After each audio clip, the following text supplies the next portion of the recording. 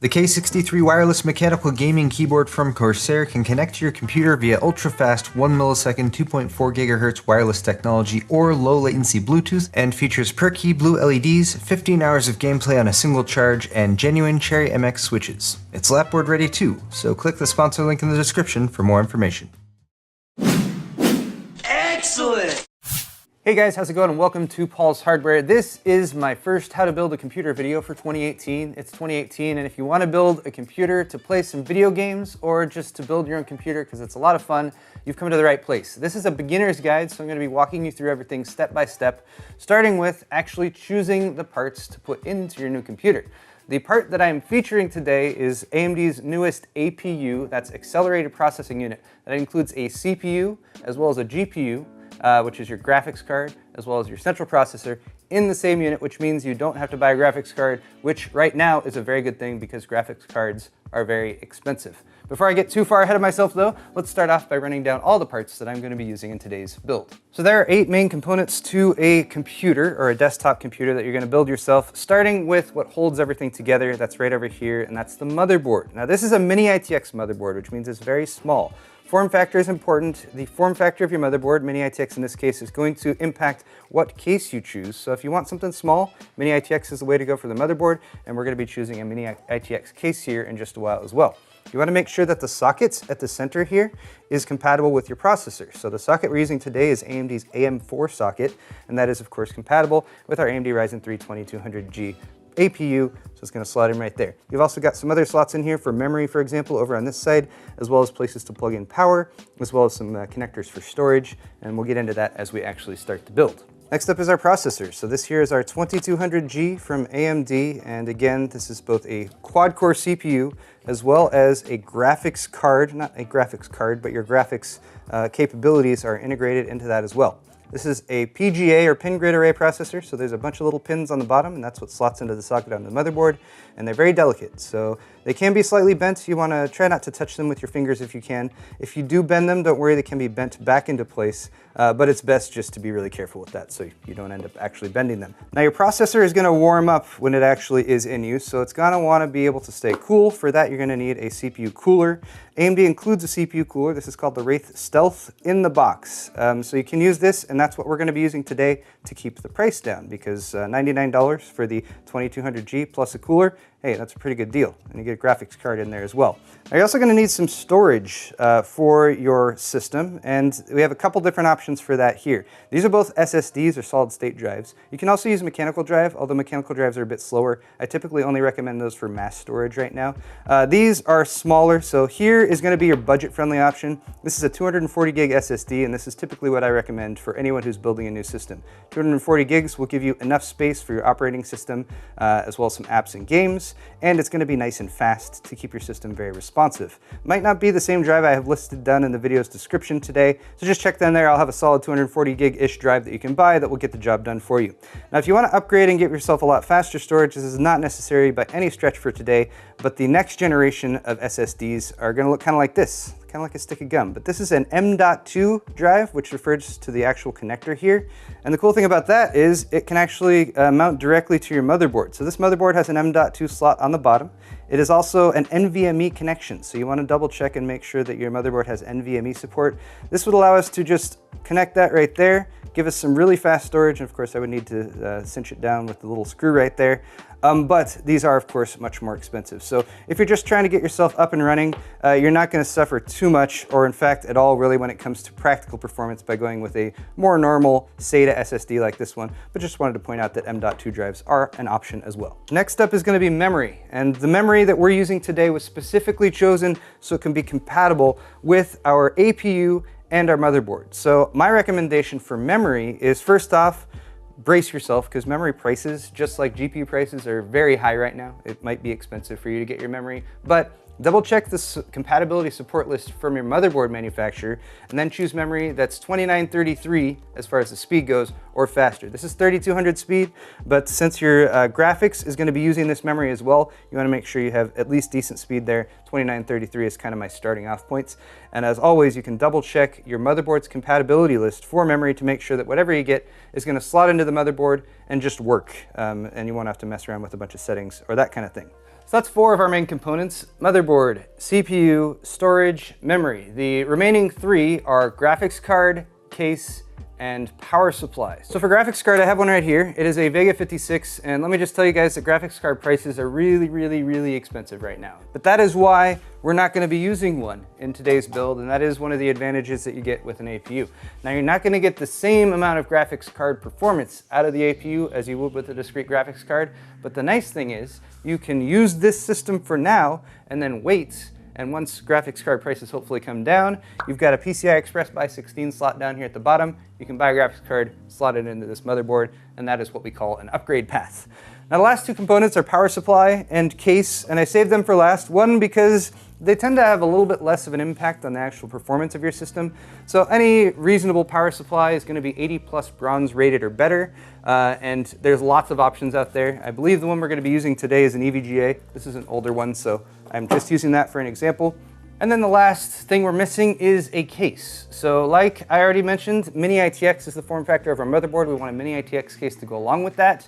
And a case is where you can really kind of make your choice when it comes to aesthetics, because cases often are an aesthetic choice. People choose cases that they think look pretty if they're going to have their computer up on their desk or something like that. It should also be functional enough, so it should have airflow.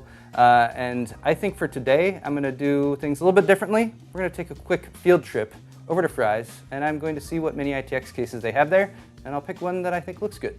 Case in point, we decided to quickly stop and check the graphics card supply here at Fry's, and it looks like they're pretty much sold out. The 1080 Ti's would be down there for about $1,000. Here's where they're selling GTX 1060s for $400. And down here we have a few GT 730s and a GT 1030 that are in stock. So if you're looking for a mid-range or high-end graphics card, they're really nowhere to be found right now, which is why an APU is actually a pretty good choice. Hopefully, prices will drop at some point in the future. And then if you're building the system that I'm talking about today, you can buy a reasonably priced graphics card if they ever come back in stock, and then drop it into the system we're putting together. Let's check out cases though.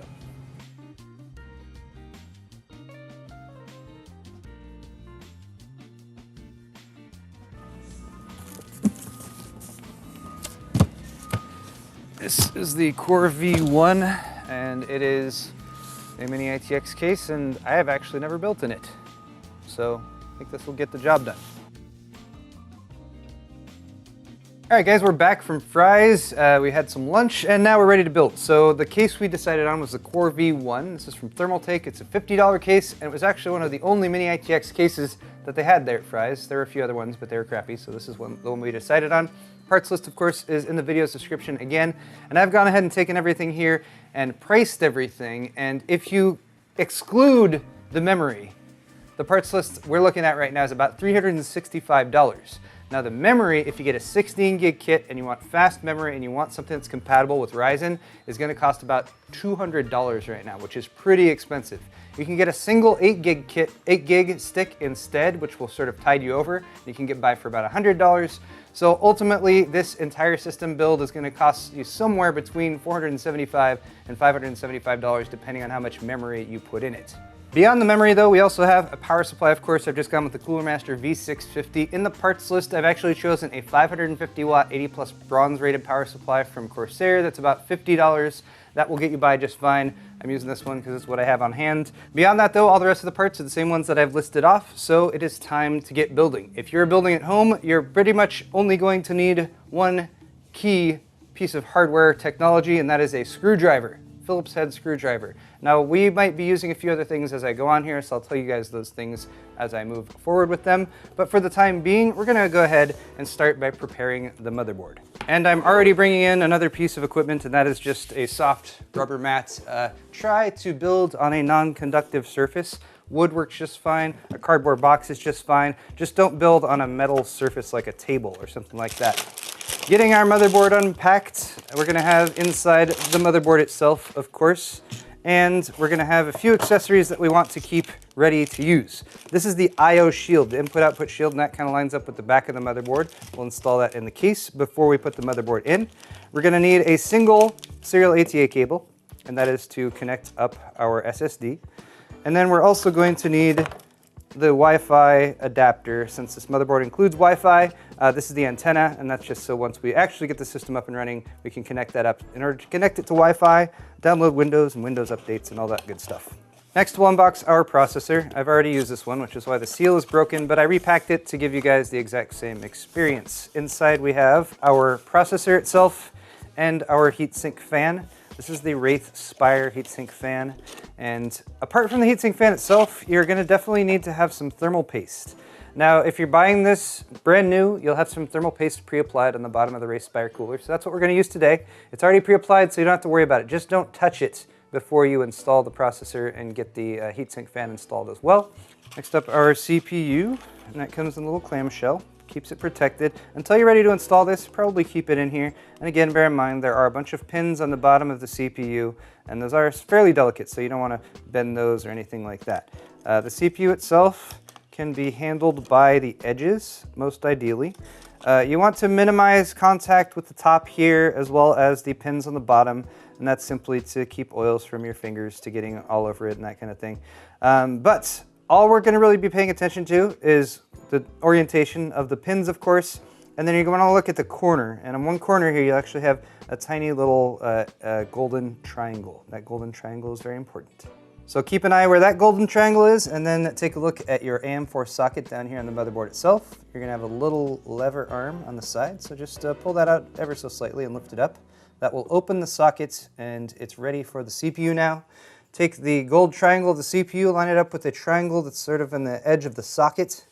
So with the two corners lined up so they're in the same corner, just set the CPU straight down on top of the socket and it'll drop down into place. This is what is known as a zero insertion force socket, which means you don't need to press down on that at all. If it doesn't drop in for you like mine did, just lift it up, flip it over, and take a gander at the pins on the underneath. You can look at them from the edge. Just make sure they're all straight. If they're not straight, I'll link a video where I go over some basic tips on actually correcting that and straightening out some motherboard pins. But it should just drop in like that, and if it does, go ahead and lower that little lever arm. That will hold it in place. It's not 100% secure, but it's secure enough for now for us to move on to the next step, which is to get the actual heatsink fan ready to mount. Okay, I've added yet another little piece of hardware here, and that is just a electric screwdriver. I'm just cheating a little bit. This mount for the AM4 socket will actually come with 4 screws and a couple little plastic retention brackets. And these are actually made for the older style of heatsink fans that AMD used to make. And even though they don't make that style anymore, they still have left that on there. Those actually screw into a backplate piece. So if I lift the motherboard up, you can see that backplate. And that backplate is what we're going to install the heatsink fan to. So that should stay in place, but bear in mind there's nothing holding it there right now, so you might have to kind of position it there as you mount the heatsink fan. If you lay everything flat, it should line up just as we're looking at right now. So to mount our heatsink fan, again, pretty much just going to line up the screws with where they go there. And bear in mind you've got a little cable coming off the side of this, and that is to plug in the fan. So you should kind of reality check here as well and make sure where you're going to plug that in. It should be labeled as CPU fan header. On this particular motherboard, it's located right over here, a little gray plug. So just bear in mind you're going to need to route the cable over to that and make sure you have enough cable length in order to do that. So I've just set the heatsink fan on top, 4 screws have lined up. I'm going to start by just giving a couple turns to each screw to get it threaded onto that back plate behind the motherboard. You don't want to tighten one corner down before you start the other screws. That'll make it harder to get the other screws started in the threading on the back plate, and it will also potentially put disproportionate force on one corner of the CPU, which isn't a huge deal, but something you should watch out for. Once you've got them started, you can go ahead and go with opposite corners one at a time, and you can tighten each one down. And you can tighten those down tight, not too tight, but they can be pretty snug on there. Beyond that, we just got our cable hanging off there, and I'm just going to route that around and plug it in to the CPU fan header. And the other thing we can do right now, while we've got the motherboard out and easily accessible, is install our system memory. This is G.Skill Flare X memory, which is specifically made for Ryzen. Ryzen processors can occasionally be finicky with what memory you connect up to it, Most memory is compatible, but running at higher frequencies can be more challenging. So G.Skill specifically made this memory to be compatible with this platform. All you need to do to install the memory though, as I've been talking and not explaining what I'm doing, is make sure that you have this central notch here lined up with the central notch on the memory slot. It is slightly offset, so they only go in one way. So just double check that to make sure that it is lining up properly. Each edge will fit into the slot on either side, and it'll kind of sit like that, and then you just need to push firmly down on both sides, and it'll kind of snap into place. It gives a very satisfying snap, and these little catches on the side will pop up and hold it in. So our motherboard is pretty much good to go. We're gonna set this aside and start working on the case.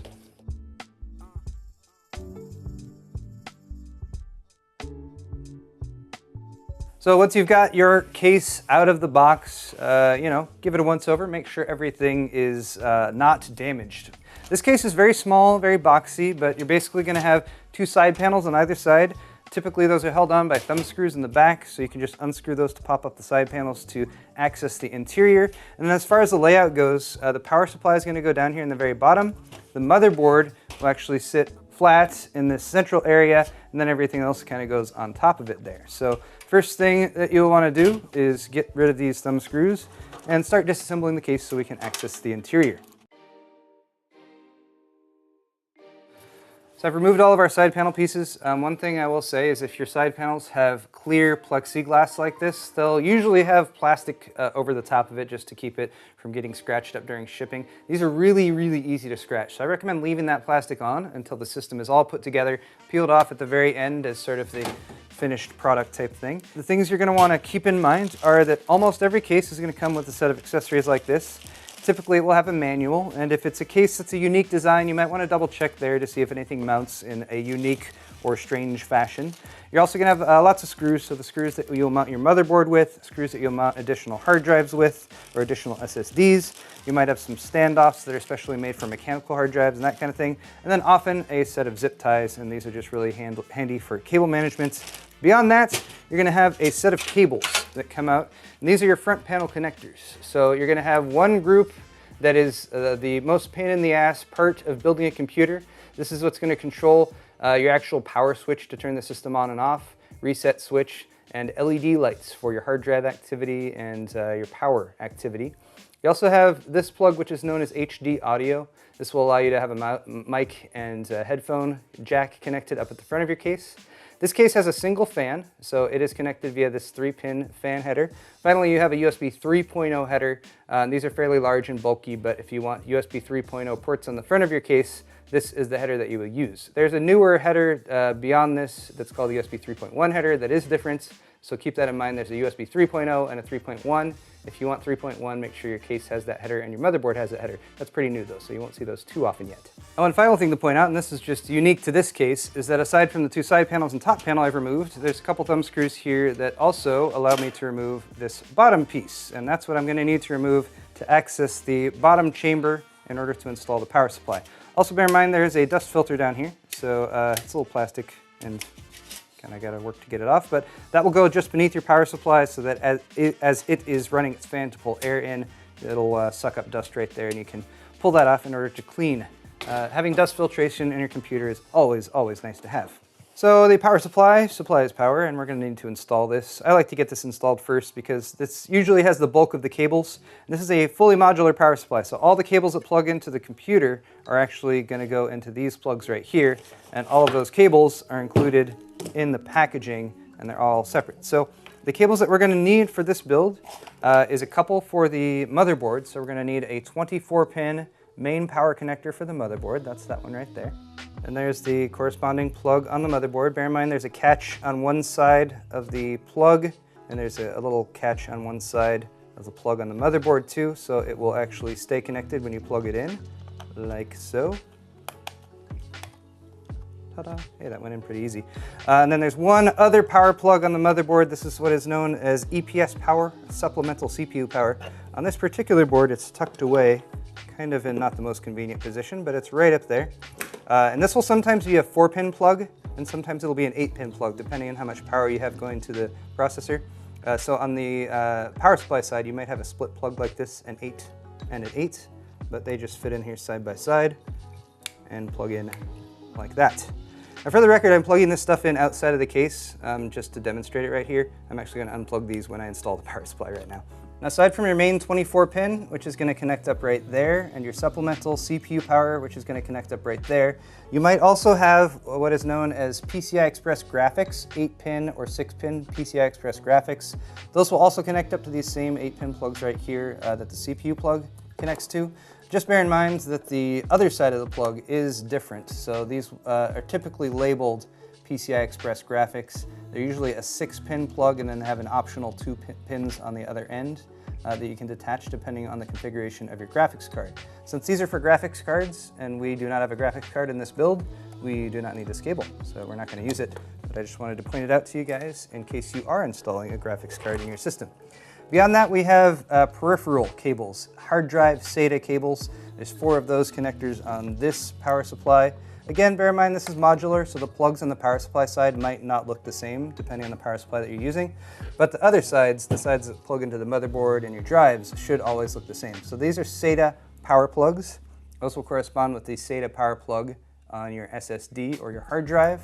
And they do have a slight little L shape to them, so make sure that you plug them in the right way. And with that L shape, it's pretty impossible to plug them in wrong. But bear in mind that the plugs are a little delicate, so make sure that you reality check that you're plugging it in the correct way. Beyond that, next to there, you have a data connector, and that's where your SATA cable will go. Since we're already showing this, I might as well also show the SATA cable. There it is right there. One end connects up to your hard drive or SSD, like that. And then the other end of that SATA cable would plug into your motherboard. Finally, the last peripheral connector you might spot is this little 4-pin guy. This is typically referred to as a Molex plug, and these are a little bit older, so you might not encounter them, but you will see them sometimes for case fan connection, connecting up a pump for an all-in-one liquid cooler or something like that. Just bear in mind that you might have an additional plug set in your modular power supply kit that allows you to connect up those connectors, but they won't always be needed. It just depends on what hardware you have in your system. All right, guys, I've pretty much laid out everything as far as the parts and how everything is connected. Now what we have to do is get it all installed in the case, and then of course plug in those plugs into the plugs I just showed you that they plug into. I'm going to start off with the power supply just because that goes in the bottom down here, and for that purpose I've just flipped the case over entirely. And we'll drop that in like so. You can put your fan on your power supply facing down or facing up. I usually try to face it to where there's a dust filter. Since there's a dust filter right there, that's the way I'm going to face this.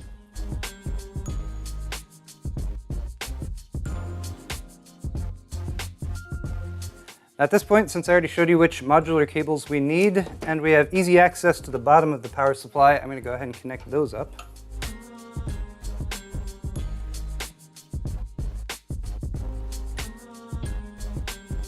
And now a move that I will probably come to regret, which is to reinstall this bottom piece. I probably won't need to access it down there again, but you know, if things get tight, I can always pull this back off. Now I've routed all these cables up here, kind of up. They're not where they need to be, but they're up here, so I can see what's what. And then at the bottom here is kind of where your motherboard will go, and there are 4 mounting points for this. 1, 2, 3, and 4. Bear in mind, since this is a mini ITX build, it's very small. If you're using a larger, like a micro ATX or a full-size ATX case, you might have 5, 6, 7, 8, or 9 standoff points. But make sure you have standoffs or the raised mounting points there. You do not want to mount the motherboard directly to the case. Forgetting standoffs is something, I don't know how common it is, but it's definitely something you want to avoid because it can damage your hardware if it's not done properly. Remember the I/O shield? That lines up with the inputs and outputs on the back of the motherboard, so just like that, but it's got to go in the case. And for the case, make sure I have this little knockout part right here. If we line that up and apply pressure from the inside, it should pop into place. Depending on the quality of your I/O shield, sometimes this can be challenging, especially if the metal is flexing or that kind of thing. Use the butt of a screwdriver from the inside to push it into place if you have any trouble. Now that that is installed, we shall take our pre-prepared motherboard with the CPU and heatsink fan and memory already installed, take that I/O and line it up with the I/O shield that you just also installed, and then your 4 mounting points should line up with the 4 holes in your mini ITX motherboard. Now, if you're looking at the screws that came with your case, you might notice that some have this kind of finer thread like on the right here, and some have the kind of rougher thread like on the left here. The standoffs for your motherboard may be either one, so it's good to reality check beforehand. I actually got it right on the first try. It was the rough thread. UNC 632. Okay, one more piece of hardware to put in the case, and then we just gotta plug everything in. This is a 2.5-inch drive. So most SSDs are going to be 2.5-inch drives like this one, unless you get an M.2 like I showed you guys at the beginning. And then you might have larger drives, 3.5-inch drives. Here's an example of one of those. These are much bigger, and they're usually mechanical drives, and they spin and they make noise and stuff like that. If you have one of those, it will be able to slot into a 3.5-inch drive mount. And this case happens to have 2 of those. These are held on by a little thumb screw. So with a touch of finagling, I was able to remove that tray, and this tray would be able to support a 3.5-inch drive like that one. And then sometimes the drives will mount through the sides. And if you're using a spinning drive like this one, you'd probably want to make use of these little rubber grommets here. Then screw the drive in through that. That will provide a little bit of dampening for the noise that a spinning mechanical hard drive might make. Or if you don't want to worry about your system making any noise with spinning mechanical hard drives, just go with all SSDs. Typically an SSD can mount to that same tray. It's also got mounts through the bottom, so we're going to do that. I mentioned the fine thread and the thick thread. This is where that fine threaded screw is going to go. This is an M3. Took me a sec, but it got there. So there's our last piece of hardware that needed to be mounted, now mounted. So guys, at this point, I'm gonna go ahead and start plugging stuff in, but for those of you who might be building a system like this with a graphics card, I wanted to point out that this is where you would install the graphics card, and it would go in this slot down here at the bottom. This is known as a PCI Express Graphics by 16 slots. It would basically line up like that. You'd slot in the PCI Express graphics slot down there at the bottom. You're also, of course, going to need to remove these 2 little brackets here at the back, and then there's usually some mounting mechanism at the top that will hold that all in place. And then, of course, just connect up your PCI Express graphic power to that, and you'd be all set to go. But again, we're not using a graphics card today, so we don't need to worry about that. So let's begin. Power plugs, 24 pin. There we go. Any excess cable, I'm just going to kind of feed back and try to tuck down here into this bottom section. Bottom section is our cable junk area where we will put as much extra cable junk as possible. We also have the need for a SATA power connector over here for the SSD, so I'll go ahead and plug that in. While we're here again, let's go ahead and connect up the SSD's data connection via our little SATA cable here. Little clasp should pop into place. So we now have power and data going to the SSD. Power is connected to the power supply. Data cable from the SSD here to the plug on the motherboard that is directly behind it. We also have that awkwardly placed 8-pin supplemental CPU power. Next is our HD audio cable. This plugs in right up here, kind of near where that CPU power connector was. All of these connectors on the motherboard are all labeled on the motherboard itself. But the motherboard manual is actually a really, really good resource to go to if you're not positive where the actual plugs might plug into. Other than that, we just have the USB 3 and this extra fan plug for our front intake fan. So I mentioned how much I hate front panel connectors. They're always really annoying. These are, if you can see, they're kind of color-coded right there. The 9 or so pins that I'm sort of trying to point towards. Oh, that's really challenging. Anyway, they're all right there, they're all labeled, and I'm going to attempt to plug them in. Making this even more difficult is the fact that some of them are labeled plus or minus, positive or negative. The LEDs, power LED and hard drive LED, are the only pins you need to worry about that plus minus on. Everything else doesn't matter if it's plugged in one way or the other. All right, those front panel connectors sure were annoying, but as you maybe can see, most of the cables going over to plug into the motherboard are kind of in this area right here. Beyond that, you will probably notice kind of a rat's nest of cables that's just down here in the front, up in front of the power supply. That's not a big deal because most of the air is coming in from the front of the case, and it's going to be flowing up here and over most of your components that you're worried about. Beyond that, I can go ahead and start putting the panels back on. So here's the top panel. Now, if you're a superstitious person, then you should not put this final side panel back on. Leave at least one side panel off until you've started the system up. Make sure it's up and running. And now, as far as I can tell, this computer is all put together. So I'm going to flip the switch on the power supply in the back, and then I will test the power switch right up here in the front. Fans spin up. I've got an LED that's lit up on the side right here as well. And if you happen to have any LEDs that are part of your motherboard, for example, like my AB350N Wi-Fi motherboard from Gigabyte has some red LEDs on it, you should see those light up as well. Fans spinning though, that's always a good thing. And that's pretty much all there is to it when it comes to assembling a computer like this. I will say, there's one last part I want to do right here. I am now allowed to do this.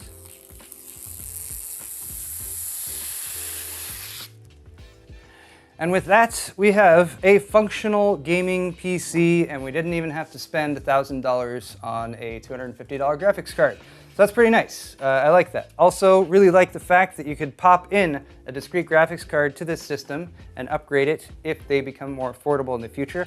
I also like the fact that since this is an AM4 chipset motherboard, right now we've got a quad core in there. There's 8-core, like 1800X CPUs available for this same platform. So you could upgrade in the future to a system with a discrete graphics card and an 8-core CPU with 16 threads, which would give you a ton of performance for gaming and streaming, doing video editing at the same time. So a lot of versatility and flexibility in this system as well as this platform, which is why I was pretty excited that AMD was actually bringing these Raven Ridge APUs to market, especially learning that the 2200G is only $99 for the CPU and the GPU together in one. But guys, if you enjoyed this video, definitely hit the thumbs up button. If you're at a loss for what to do next, I will link my first 5 things to do with a new PC build in this video's description. That will take you to the next steps of getting Windows loaded, making sure your BIOS is set up correctly, making sure any drives that you add on there are set up properly as well. And there's a follow-up video where you can work on setting up Steam and getting your games loaded and that sort of thing too. Thank you so much for watching this video though, guys. Share it with your friends if you think that they would like to build a new computer like this as well. And of course, hit that thumbs up button on the way out if you enjoyed it. We'll see you guys in the next video.